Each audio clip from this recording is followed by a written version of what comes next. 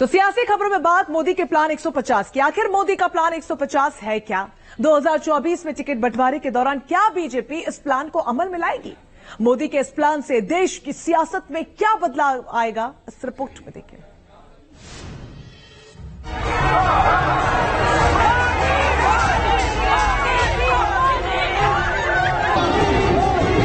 ये young India का ही जोश है जो हिंदुस्तान को चांद तक पहुंचा रहा है। युवा शक्ति में सामर्थ्य है और हमारी नीतियां, हमारी रीतियां भी उस युवा सामर्थ्य को और बल देने के लिए है। यंग इंडिया की कोशिशों की बुनियाद पर ही सुनहरे और विकसित न्यू इंडिया का सपना साकार हो रहा है। भारत जैसे युवा देश को दिशा देने में आप सभी युवाओं की बहुत बड़ी भूमिका है।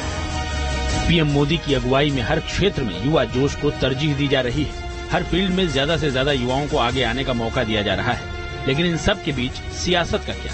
क्या मोदी सरकार सियासत में भी युवाओं की एंट्री सुलभ करने के लिए कुछ कर रही है? 2024 के लिए मोदी का प्लान 150 क्या है? क्या 2024 के चुनाव के लिए मोदी युवा नेताओं को तरजीह देने का प्लान बना चुके हैं? 2024 के लोकसभा चुनाव में भाजपा 150 नए उम्मीदवार उतार सकती है। दरअसल प्रधानमंत्री नरेंद्र मोदी लगातार राजनीति में युवाओं के प्रतिनिधित्व की बात करते हैं और इस समय देश की 65% आबादी युवा है। मीडिया रिपोर्ट्स के मुताबिक 2024 के चुनाव में बीजेपी 150 नए उम्मीदवारों को उतार सकती है। इनमें 41 से 55 साल की उम्र के उम्मीदवारों की संख्या ज्यादा होगी। मौजूदा लोकसभा में सांसदों की औसत आयु 54 साल है। बीजेपी में 25 से 55 साल के सांसदों की नुमाइंदगी 53% है। खबरों के मुताबिक मोदी की अगुवाई में बीजेपी पार्टी में युवा सांसदों की नुमाइंदगी बढ़ाना चाहती है। इसी मकसद से योजना तैयार की जा रही है।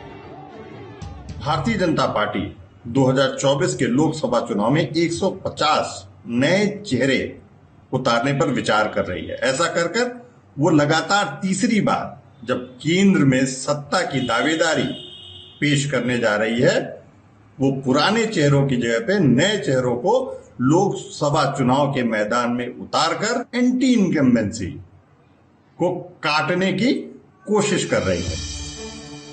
जानकारों का मानना है कि बार बार एक ही सांसद के चुनाव जीतने से संसद में युवा सांसदों की संख्या कम होती गई है। संसद में 3 बार से 11 बार चुनाव जीतने वाले सांसदों की संख्या में इजाफा हुआ है। सूत्रों के मुताबिक यही वजह है कि बीजेपी 2024 में कुछ नया करना चाहती है।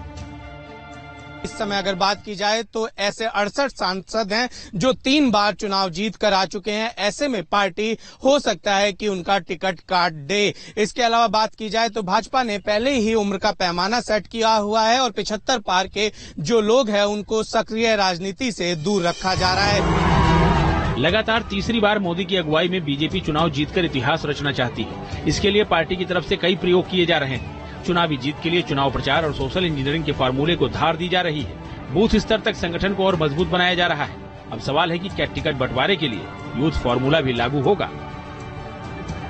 निशांत राय, न्यूज नेशन, दिल्ली।